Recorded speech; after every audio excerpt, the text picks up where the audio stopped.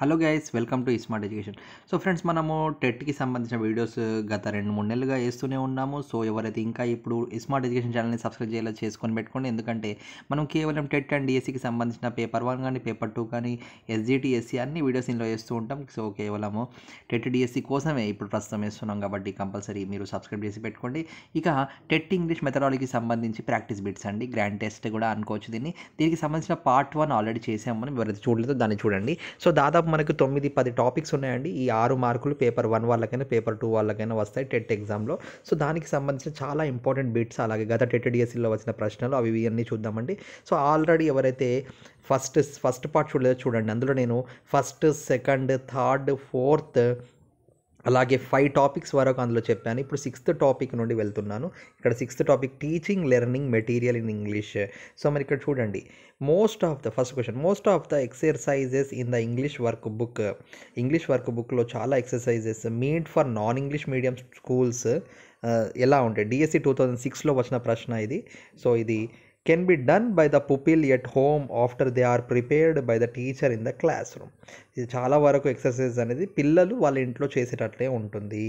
Next DSC 2006లో వచ్చిన ఇంకో ప్రశ్న చూడండి, the English work book for class 10th class వాళ్ళ ఇంగ్లీష్ వర్క్ బుక్ మరి నాన్ ఇంగ్లీష్ మీడియం స్కూల్స్ వాళ్ళకి prescribe this dictionary for use by people, దేన్ని యూజ్ చేయాలి మరి అంటే ఇంగ్లీష్ మీడియం కాని వాళ్ళకు? ఆక్స్ఫర్డ్ అడ్వాన్స్డ్ లెర్నర్స్ డిక్షనరీయా, ఛాంబర్స్ డిక్షనరీయా, క్యాంబ్రిడ్జ్ లిటిల్ డిక్షనరీయా, అలాగే లాంగ్ మ్యాన్ యాక్టివ్ స్టడీ డిక్షనరీయా? ఆన్సర్ వచ్చేసి Longman active study dictionary. Which of the following can you use as authentic material? దేన్ని మీరు అథెంటిక్ మెటీరియల్గా వాడతారు? డిఎస్సి 2006లో వచ్చిన ప్రశ్న ఇది. Aids in newspaper, soaps, covers, biscuits, cartoon ఎక్సెట్రానా, రీడర్స్నా, సప్లిమెంటరీ రీడర్స్నా, వర్క్ బుక్స్నా? మీరు దేన్ని అథెంటిక్గా వాడాలి? యూ యూజ్ అథెంటిక్ మెటీరియల్ అంటే aids in newspaper, soap covers, biscuit, cartoons etcetera. ఎందుకంటే దాని మీద మనం అథెంటిక్గా ఇన్ఫర్మేషన్ ఉంటుంది కదా దాని మీద రాసి. కాబట్టి next, teacher of English must use the following to improve the vocabulary and usage. ఒక టీచర్ వొకాబులరీని ఇంప్రూవ్ చేయడానికి దీన్ని యూజ్ చేయాలంట. టెక్స్ట్ బుక్ అండ్ న్యూస్ పేపరా, టెక్స్ట్ బుక్ అండ్ డిక్షనరీయా, a dictionary and a thesaurus. So మరి ఏ డిక్షనరీ అండ్ ఏ థిసాయర్స్ని use చేయాలంట. నెక్స్ట్ 5th క్వశ్చన్ చూడండి, teacher of English should not use this material for testing. ఒక English teacher అనేవాళ్ళు దీన్ని use చేయకూడదు. ఏంటిది అది మరి? లిజనింగ్ ప్యాసేజా, రీడింగ్ ప్యాసేజెసా, పోయమా? లిజనింగ్ ప్యాసేజెస్ని యూజ్ చేయకూడదు. రీడింగ్ ప్యాసేజెస్ పెట్టచ్చు కానీ లిజనింగ్ పెట్టద్దు. లిజనింగ్ తోటి ఏమవుతుంది, మర్చిపోతుంటాం కదండి. 6, which of the following is the most useful teaching aid in teaching English teach చేయడానికి చాలా యూస్ఫుల్ ఎయిడ్ ఏది? వర్డ్స్ సెంటెన్స్ కార్డ్సా, బ్లాక్ బోర్డా, టెలివిజనా, ఫ్లాష్ కార్డ్సా? ఆన్సర్ వచ్చేసి మరి ఇంగ్లీష్ని నేర్పించడానికి టీచింగ్ కోసం వాడడానికి బ్లాక్ బోర్డ్ అనేది చాలా మంచి aid. Next 7th question, in an over head projector A teacher makes use of. ఒక ఓవర్ హెడ్ ప్రొజెక్టర్లో టీచర్ దేన్ని యూజ్ చేస్తారు? టెట్ 2011లో జూన్ పేపర్ 2లో వచ్చిన ప్రశ్న ఇది. సో మరి ఓవర్ హెడ్ ప్రొజెక్టర్లో టీచర్ దేన్ని యూజ్ చేస్తారు? 3D ఆబ్జెక్ట్స్నా, ట్రాన్స్పరెన్సీస్నా, పవర్ పాయింట్ సిడీస్నా, అలాగే పప్పెట్స్నా? సో మరి a teacher makes use of transparencies in an overhead ప్రొజెక్టర్లో వాడినప్పుడు మనము ఈ ట్రాన్స్పరెన్సీస్ని యూజ్ చేస్తాం. 7th టాపిక్ లెసన్ ప్లానింగ్కి సంబంధించి చూద్దామండి ఇప్పుడు. సో ఇక్కడ ఫస్ట్ క్వశ్చన్ చూడండి, ఇక any material produced with the obvious intent of teaching in the class room is called. ఒక మంచి intent of obvious, any material produced with the obvious intent of teaching, authentic material. మొత్తం obvious intense ఉంటే దాన్ని అథెంటికా, రెఫరెన్సా, స్టడీయా, teaching మొత్తం ఉన్నది అని authentic material అని అంటాం. Next, where do you observe the following facts. ఈ ఫ్యాక్ట్స్ని మీరు ఎక్కడ చూస్తారు? Where do you observe the following facts enables the teacher to do full justice to the different portions of the syllabus, gives sufficient time to the teacher for preparation of the lesson before hand. Answer వచ్చేసి enables the teacher. ఇది ఒక మంచి fact. ఇవన్నీ falls facts ఇచ్చాడండి. Next ఇక్కడ చూడండి, sorry అండి, ఇక్కడ ఆన్సర్ మనం ప్రాపర్గా చూడలేదు, ఒకసారి చూడండి. ఇక్కడ ఇచ్చిన ఫ్యాక్ట్స్ అన్నీ దేని కిందికి వస్తాయి అంటున్నాడు. థర్డ్ ఆప్షన్, ఫోర్త్ ఆప్షన్ ఇక్కడ చూద్దాము, పూర్తి క్వశ్చన్ని చూద్దాము. Keeps teacher and the thought on the right track. Permanent record of word finished or to be finished. Answer వచ్చేసి దీనికి ప్లానింగ్. ఇదంతా దేని కిందికి వస్తుంది అని అడిగినట్టున్నాడు. ఆన్సర్ వచ్చేసి planning.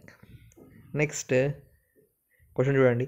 In order to produce an annual plan what are the inputs we need. ఒక యాన్యువల్ ప్లాన్ని ప్రొడ్యూస్ చేయడానికి ఏం ఇన్పుట్స్ కావాలి?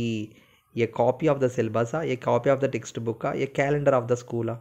ఆల్ ద ఇవన్నీ మనకు వస్తేనే మనం ఒక పూర్తి సిలబస్ ప్లాన్ని చేయగలుగుతాం. ఆల్ ది అబౌవ్ అని పాయింట్ ఎక్కడ వచ్చినా మీరు పెట్టేసేయండి మీకు తెలియనప్పుడు. Answer a good lesson plan is dash of good teaching. ఒక మంచి లెసన్ ప్లాన్ అనేది ప్రీ రిక్వెస్టీ, అంటే ఫస్టే చేసుకోవాలి కానీ అందుకే ప్రీ రిక్వెస్టీ అన్నాడు. పోస్ట్ రిక్వెస్టీ అంటే తర్వాత. ఫిఫ్త్ క్వశ్చన్ చూడండి. A dash helps the teacher to define his objective. మరి ఒక టీచర్ యొక్క ఆబ్జెక్టివ్ని డిఫైన్ చేయడానికి ఏం హెల్ప్ చేస్తుంది? Teaching aid, lesson plan, hand book, none of this. Lesson plan. While teaching a lesson audio visual aids must be used. So ఒక లెసన్ని teach చేసినప్పుడు audio video visual aids అనేది ఎప్పుడు యూజ్ చేయాలి? బిఫోర్ అనౌన్సింగ్ ద టాపికా, after giving the అసైన్మెంటా, in the middle of the day, wherever necessary. ఎక్కడ ఉపయోగం కావాలనుకుంటే అక్కడ యూజ్ చేయాలి. Option 4 is the correct answer. Next asking the students to identify the rhyming words in the poem comes under.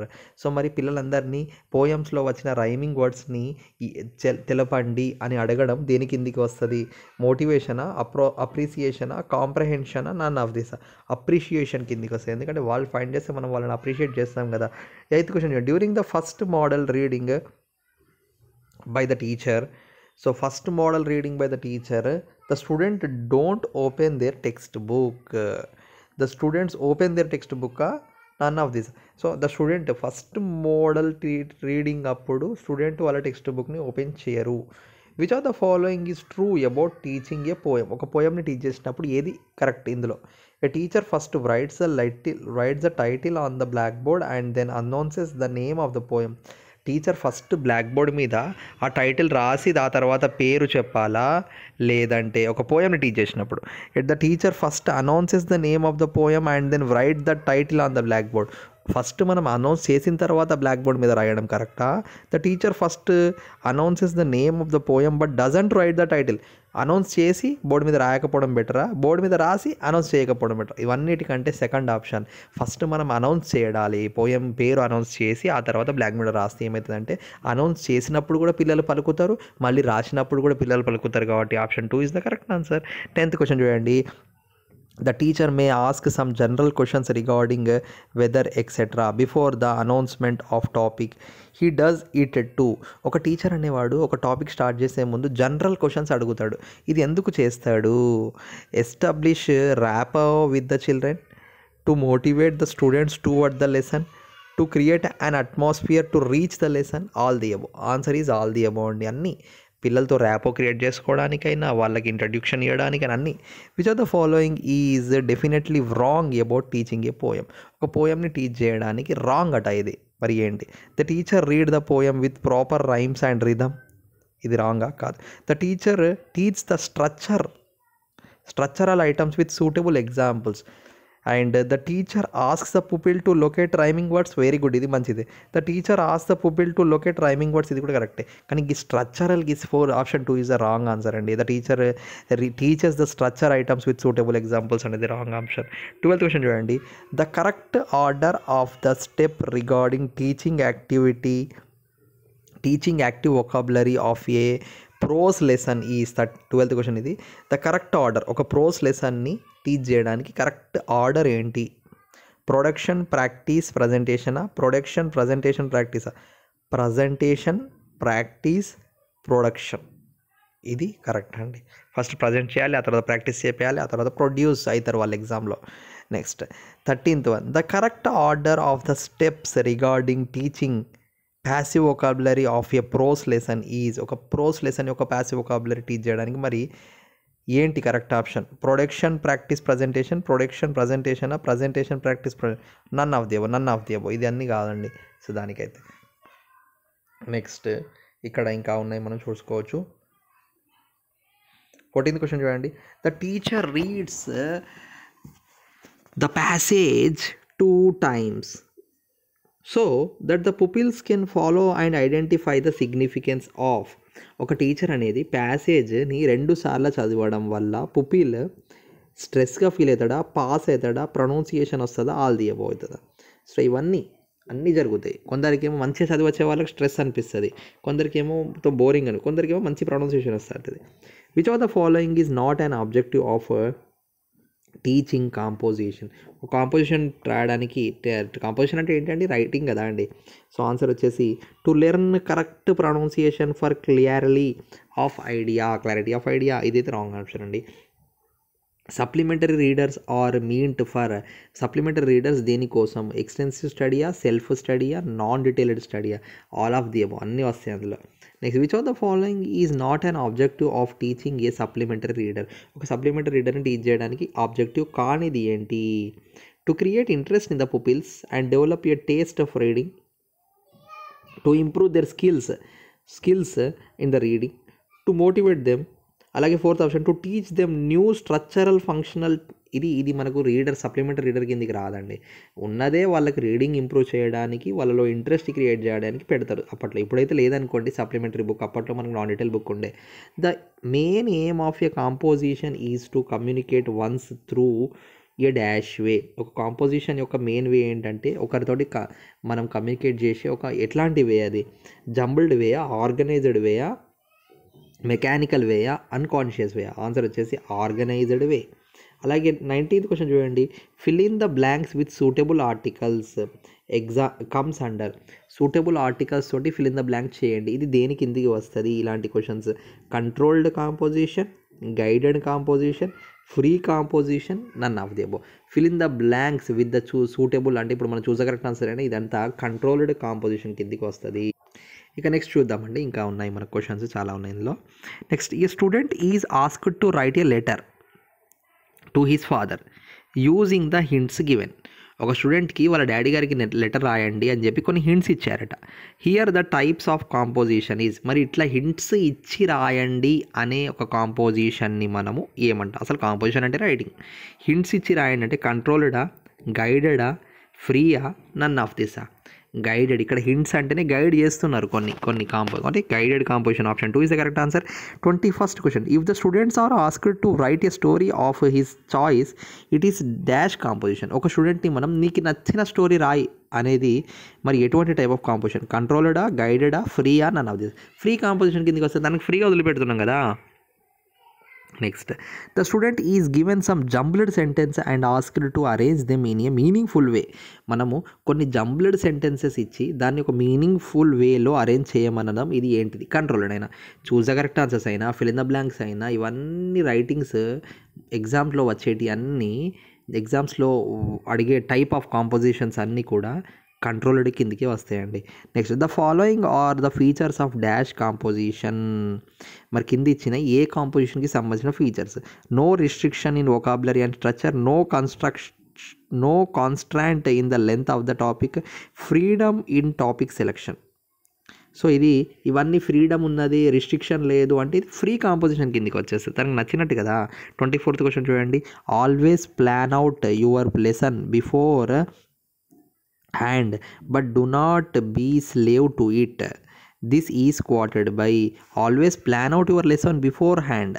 ఎప్పుడైనా మంచిగా me before హ్యాండ్గా plan చేసుకోండి. దీని యొక్క మీన్ అసలు ఇది ఎవరు చెప్పారు, ఇది ఎవరు క్వాట్ చేశారంటే ఆర్ఎల్ స్టీవెన్సన్ అనే సైంటిస్ట్ దీన్ని చెప్పారు. Correction of written work happens during. మనం రాసిన దాన్ని కరెక్షన్ చేయడం ఎప్పుడు జరుగుతుంది? Pre teaching, planning, post teaching, none of this. ఇంకేంటి కరెక్షన్ ఎప్పుడు చేస్తారండి? టీచింగ్ మొత్తం అయిపోయినాకనే కదా. So option 3 is the correct answer. So ఇవి 25 క్వశ్చన్స్ ఇచ్చాడు, ఇంకా ఉన్నాయండి. ఇంకొక 2 టాపిక్స్ ఉన్నాయి మనకి ఇందులో. కరికులం అండ్ టెక్స్ట్ బుక్ అనే టాపిక్ నుండి మెథడాలజీలో ఇందులోకెళ్ళి ఒక 1 మార్క్ కంపల్సరీ వస్తది. ప్రతి టాపిక్ నుండి ఒక 1 మార్క్ వచ్చే అవకాశం ఉందండి. మొత్తం 9 టాపిక్సే కదా సార్, మరి 9 మార్క్స్ లేవు కదా అనొచ్చు. కానీ ఏదైనా ఒకటి మిస్ అవుతాండి. Curriculum is derived from the dash word. Curriculum అనేది ఏ వర్డ్ నుండి డిరైవ్ చేయబడింది? అది ఏ లాంగ్వేజ్ అది? లాటినా, గ్రీకా, ఫ్రెంచా, హిందీయా? కరికులం అనేది ఒక లాటిన్ వర్డ్ అట అండి. A good language textbook should have notes for the teacher and the student. మరి ఒక మంచి లాంగ్వేజ్ టెక్స్ట్ బుక్లో పిల్లలకి టీచర్కి ఇద్దరికి ఉపయోగపడేటట్టు ఇది కామన్గా ఉండాలా, సపరేట్గా ఉండాలా? టీచర్కి సపరేట్గా ఉండాలి, స్టూడెంట్కి సపరేట్గా ఉండాలి. ఎందుకంటే వాళ్ళ ఇద్దరి అండర్స్టాండింగ్ లెవెల్స్ ఒకటిగా ఉండవు కదా అండి. Third question, the cover of the book should be. ఒక బుక్ యొక్క కవర్ ఏ విధంగా ఉండాలి? ప్లెయిన్గా ఉండాలి, అట్రాక్టివ్గా ఉండాలి, కలర్ఫుల్గా ఉండాలి. సో బోత్ 2 and 3 అట్రాక్టివ్గా, కలర్ఫుల్గా ఉండాలి బుక్. ఎందుకంటే చిన్న పిల్లలకి ఇస్తాం కదండి, వాళ్ళకి అట్రాక్టివ్గా అనిపించాలి. Next, the preface of a textbook is nothing. ఒక టెక్స్ట్ బుక్లో ఉన్న ప్రీఫేస్ ఏంటి? కవర్ పేజా, బ్యాక్ పేజా, ఇంట్రొడక్షనా, టేబుల్ ఆఫ్ కంటెంట్. ఒక టెక్స్ట్ బుక్ యొక్క ప్రీఫేస్ దేన్ని అంటామంటే కవర్ పేజ్నే మనము టెక్స్ట్ బుక్ యొక్క ప్రీఫేస్, దాని యొక్క కవర్ పేజ్నే అదంటాం. Next 5th question, a good language textbook should be accompanied by.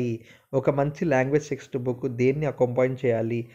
Teachers hand బుక్గా ఉండాలి, స్టూడెంట్స్ హ్యాండ్ బుక్గా ఉండాలి, కీగా ఉండాలి, నన్ ఆఫ్ దిస్. సో ఇవన్నీ ఉండద్దు. ఒక గుడ్ లాంగ్వేజ్ టెక్స్ట్ బుక్ అనేది ఇవన్నీ కీ పేపర్ లాగా ఇవన్నీ ఉండద్దు. కాబట్టి none of the above is the correct answer. Next, ఎక్కడైనా నన్ ఆఫ్ ది అబోవ్ వస్తే మీరు ఆన్సర్ చేయకండి తెలియనప్పుడు. కాకపోతే మీకు తెలిస్తేనే ఆన్సర్ చేయండి. ఎందుకంటే none of the above almost అడుగుతాడు, కాకపోతే దాన్ని ఆన్సర్ చేస్తే రాంగ్ ఆన్సర్ అవుతుంది చాలా వరకు. Next, the present process of evaluation in school curriculum is defective because it's mostly tests the students dash skills only. ఇప్పుడున్న ప్రజెంట్ ప్రాసెస్ ఆఫ్ ఎవాల్యుయేషన్ కరికులంలో ఉన్నది మరి ఇది ఒక డిఫెక్టివ్గా మారింది. ఎందుకంటే ఇది దేనిని సూచిస్తుంది? ఎక్కువగా స్టూడెంట్స్ యొక్క స్కిల్ దేన్ని టెస్ట్ చేస్తుంది? లిజనింగా, స్పీకింగా, రీడింగా, రైటింగా? లిజనింగ్ స్కిల్స్ని మాత్రమే టెస్ట్ చేస్తుంది. 7th question, the size of the textbook should be. ఒక టెక్స్ట్ బుక్ సైజ్ ఎలా ఉండాలి? హ్యాండ్లీగా ఉండాలా, బిగ్ ఉండాలనా, స్మాల్ ఉండాలనా, ఆఫ్ ఎనీ సైజ్ ఎలా అయినా ఉండొచ్చా? మనకు ఆన్సర్ వచ్చేసి స్మాల్గా ఉండాలి, మంచిగా ఉండాలి. Next, NCERT functions and advisory body to the ministry of. So మరి ఏ మినిస్ట్రీ కింద ఎన్సిఈఆర్టీ అనేది అడ్వైజరీ బాడీ లాగా పనిచేస్తుంది? డిఫెన్సా, ఫైనాన్స్ మినిస్ట్రీయా, హ్యూమన్ రిసోర్స్ డెవలప్మెంటా? సో హ్యూమన్ రిసోర్స్ డెవలప్మెంట్ కింద ఎన్సిఈఆర్టీ అడ్వైజరీ బాడీగా పనిచేస్తుంది. NCF 2025 stands for. ఎన్సిఎఫ్ అంటే ఏంటి? 2005. ఎన్సిఎఫ్ అంటే ఏంటి అసలు? ఇది బాగా గుర్తుపెట్టుకోండి. National curriculum framework 2005. చాలా ఇంపార్టెంట్ ఇది, పిల్లల కోసం ఆధారించిన ఒక framework. 10th question, which of the following is basic Tenet of NCF 2005.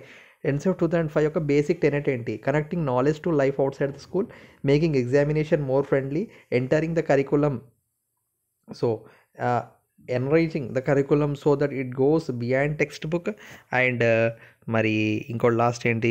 All the above. ఇవన్నీ కూడా ఎన్సిఎఫ్ 2005 కిందికి వచ్చినాయి కాబట్టి ఆల్ ది అబోవ్ చెప్పినాను. ఆల్ ది అబోవ్ ఎక్కడ వస్తే అక్కడ పెట్టేసేయచ్చు మీకు తెలియకపోతే. 11th question, according to NCF 2005 approaches in the treatment of learner development and learning is mentioned. So NCF 2005 ప్రకారం దేనిలో? ఈ హోలిస్టిక్ అప్రోచ్లోనే మనకు learner development and learning methods అనేవి ఉంటాయి. A curriculum is also called. కరికులంని మనం ఇంకేమనొచ్చు? కాంప్రహెన్సివ్ డిజైన్ అనొచ్చు, అండ్ ఓవరాల్ ప్లాన్ అనొచ్చా, నన్ ఆఫ్ దీసా, బోత్ 1 and 2? చూసిలా, బోత్ 1 and 2 ఇలా వచ్చినా కూడా మీరు కరెక్ట్ ఆన్సర్ పెట్టచ్చు. నన్ ఆఫ్ దేవో మాత్రం అసలు పెట్టకండి, మీకు తెలిస్తేనే పెట్టండి. తెలియని అప్పుడు చెప్తున్నాయి ట్రిక్స్.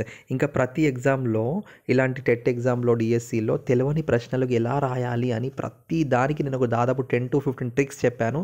దానికి సంబంధించిన వీడియో మన ఛానల్లో ఉంది, మీరు చూడొచ్చు. Dash is a small piece of text printed on the back of book on the jacket. Blurb is a small piece of text printed. Dash is next చూడండి 14th question, a dash is a specific list of teaching items. మరి ఒక specific teaching ఐటమ్స్కి specific list ఏంటి? కరికులమా, సిలబసా, course? సిలబసే కదండి, అందరికి తెలిసిందే. సిలబస్లోనే మనకు టీచింగ్ ఐటమ్స్ ఏంటి తెలుస్తుంది. ఈ dash is based on a set of principles and ideologies. మరి curriculum is based on the set of principles and ideologies. Next, a glossary is like a specified. Glossary దేనికి సూచించింది? డిక్షనరీ లాంటిదే కదా అండి. Answer is dictionary. 17th question, which of the following is not an essential part of textbook. Text బుక్లో essential కానిది ఏంటి? Important. జాకెటా, ప్రిఫేసా, బ్లర్బా, ఎక్సర్సైజా? Blurb అనేది మనకి అంత ఎసెన్షియల్ కాదు. What does the map of the book refer to. ఒక book యొక్క map దేన్ని రిఫర్ చేస్తుంది? The front page, last page, preface, table of content అనే బుక్ అది పేపర్ ఉంటుందో అది ఒక మ్యాప్ లాగా పనికొస్తుంది మనకు. ఆ కంటెంట్లో మనకి ఏ పేపర్లో ఏముంది తెలుస్తుంది కదా. Dash is a continuous stretch of language larger than a sentence. Discourse, speech, lyric, none of these. So discourse is a continuous stretch of large sentence, stretch of language larger than a sentence. ఒక discourse అనేది ఒక sentence కంటే కూడా లార్జ్గా చెప్పగలుగుతుంది, అంత meaning ఉంటుంది. According to NCF 2005, success in learning English is possible only if it builds and sound language pedagogy in the mother tongue. అంటే ఒక NCF 2005 ప్రకారము ఇంగ్లీష్ లాంగ్వేజ్ లెర్నింగ్లో సక్సెస్ రావాలంటే మదర్ లాంగ్వేజ్ లాగా మనం దాన్ని మంచిగా వాడితేనే సక్సెస్ అనేది వస్తుంది. ఇక లాస్ట్ టాపిక్ ఉందండి మనకు. సో ఇక్కడ ఈ యొక్క లాస్ట్ టాపిక్ చూద్దాం ఒకసారి. Evaluation in English language teaching, CCE అనే దానిలో. సో ఇందులో కూడా కొన్ని క్వశ్చన్స్ ఉన్నాయి, చూద్దాము. The type of evaluation used for unit tests, assignment tests. Unit test, assignment టెస్ట్గా వాడే ఇంగ్లీష్కి సంబంధించిన ఎవాల్యుయేషన్ ఏంటి? Formative evaluation. ఇంకేంటి? Next, what do you call the type of questions? State whether the following are true or false. True or false క్వశ్చన్ని మనం ఏమంటాము? Interpretative type questions అంటామా, సబ్స్టిట్యూట్ క్వశ్చన్ అంటామా, రీకాల్ టైప్ అంటే recognition questions. Choose the correct answer క్వశ్చన్స్కి అయినా, true of falls questions అయినా అన్ని కూడా రికగ్నిషన్ క్వశ్చన్స్, రికగ్నైజ్ చేయమంటున్నాడు కదా మనల్ని. సో అది. Next, true false type questions దేని కిందికి వస్తాయి? హ్యావ్ వన్ డిసడ్వాంటేజ్ అట. ట్రూ ఆఫ్ ఫాల్స్ క్వశ్చన్స్కి ఒక డిసడ్వాంటేజ్ ఉంటుంది, of guessing answers. Therefore in constructing this topic you need to select items that test complex ఆబ్జెక్టివిటీస్ని టెస్ట్ చేసి ఒక ఐటమ్స్ని చేయాలి. కాబట్టి దాంట్లో ఒక ఇదో డిసడ్వాంటేజ్ అదే. నెక్స్ట్ 4th క్వశ్చన్ చూడండి. The appearance of a question paper to test maker to the teacher, parent, etcetera refers to face validity. So the appearance of a question paper of test maker face వ్యాలిడిటీని ఉండాలి.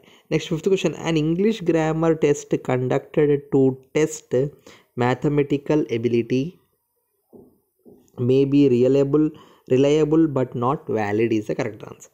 Which one of the following pertains to the question does the test match the theory behind it. So content validity అనేది దానికి correct answer అండి. And next ఇంకా చూడండి, ఇక్కడ ఇంకా ఉన్నాయి మనకి. The weightage that should be given to the subject matter in poetry in the blueprint is. పోయట్రీకి ఎంత వెయిటేజ్ ఉంటుంది? 28%, 36%, 20%, 32%. ఆన్సర్ వచ్చేసి పోయట్రీకి 20% వెయిటేజ్ ఉంటుంది. ఇక్కడ కూడా చూడండి మీరు, ఇక్కడ కూడా మనకు ఇంగ్లీష్ కానీ తెలుగు లాంగ్వేజెస్లో కానీ ఒక పద్యం అడుగుతాడు. పద్యం అడిగి 5 మార్క్స్ ఇస్తున్నాడు తెలుగులో మాత్రం. Proficiency tests are designed. DSE 2003లో వచ్చిన ప్రశ్న ఇది. ప్రొఫిషియన్సీ టెస్ట్ అనేది దేనికోసం డిజైన్ చేస్తామంటే to measure learners overall ability in English. So proficiency test అనేది ఒక లెర్నర్ యొక్క ఓవరాల్ ఇంగ్లీష్ ఎబిలిటీని టెస్ట్ చేయడానికి వాడతాము. While asking pupils any question the teacher must. ప్రతి స్టూడెంట్ని ఏదైనా క్వశ్చన్ అడిగినప్పుడు teacher must allow all the peoples to answer, select a pupil and ask him, address the entire class and wait for the pupils readiness to answer it. అంటే అందరిని address చేసి ఆ pupil కూడా answer చేస్తాడా లేదా చూడాలి. Option 3 is the correct answer. Last but not least 10th question చూడండి. A student has passed the written test on spoken English. ఒక స్టూడెంట్ అట స్పోకెన్ ఇంగ్లీష్కి సంబంధించిన రిటర్న్ టెస్ట్ని పాస్ అయ్యిండు, కానీ కెనాట్ స్పీక్ ఇంగ్లీష్, కానీ ఆయన మాట్లాడలేకపోతున్నాడు. It means the test is, మరి ఆ టెస్ట్ అనేది ప్రాక్టీసబులా, వ్యాలిడా, డిస్క్రిమినేటింగా, రిలయబులా? పాస్ అయిండు కానీ మాట్లాడలేకపోతున్నాడు అంటే రిలయబుల్గా ఉంది అన్నట్టు. సో ఈ విధంగా మనం పార్ట్ 1 ఎవరైతే చూడలేదో చూడండి, ఇది పార్ట్ 2కి సంబంధించిన వీడియో. ఈ విధంగా మనం కేవలము టెట్ అండ్ డిఎస్సికి సంబంధించిన అప్డేట్స్ ఇస్తూ ఉంటాం. ఇదే కాదండి, గత టెట్ డిఎస్సికి సంబంధించి చైల్డ్ డెవలప్మెంట్ అండ్ పెడగాగి కానివ్వండి, తెలుగు కానివ్వండి, ప్రతి దానికి సంబంధించిన ప్లేలిస్ట్ మన దగ్గర ఆల్రెడీ అవైలబుల్గా ఉంది. కాబట్టి ప్రతి ఒక్కరు మన ఛానల్ని సబ్స్క్రైబ్ చేయండి, తెలియని వాళ్ళకి షేర్ చేయండి. ఎందుకంటే మీరు షేర్ చేయడం వల్ల వాళ్ళకి ఈ వీడియో నుండి కేవలం 1-2 మార్క్స్ వచ్చినా కూడా వాళ్ళు మిమ్మల్ని గుర్తు చేసుకుంటారు. ఎందుకంటే కేవలం 1-2 మార్క్స్ అనుకోవచ్చు, కానీ డిఎస్సిలో హాఫ్ మార్క్ తోటి కూడా జాబ్ కోల్పోయిన వాళ్ళు చాలామంది ఉన్నారు. కాబట్టి టెట్ అనేది చాలా ఇంపార్టెంట్ అండి. సో ఇంకా ఎవరైతే సబ్స్క్రైబ్ చేయలేదో, టెట్ రాసిన వాళ్ళు కూడా విష్ ఆల్ సక్సెస్ అండి. అండ్ టెస్ట్ రాసే వాళ్ళకు కూడా ఆల్ ది బెస్ట్ అండి. మీ ఎగ్జామ్కు చాలా బాగా రాయండి. అండ్ ఇలానే ఇంకా డిఎస్సి అప్డేట్స్ కూడా మనం వేస్తూనే ఉంటాం. ఆఫ్టర్ టెట్ ఎగ్జామ్ న్యూస్ పేపర్లో వచ్చే అప్డేట్స్ టెట్ డిఎస్సి గురించి కూడా ప్రతిరోజు వేస్తూ ఉంటాం. కాబట్టి వెంటనే స్మార్ట్ ఎడ్యుకేషన్ ఛానల్ని లైక్, షేర్, సబ్స్క్రైబ్ చేసి పెట్టేసుకోండి. ఇంతవరకు చూసిన థ్యాంక్ యూ ఆల్.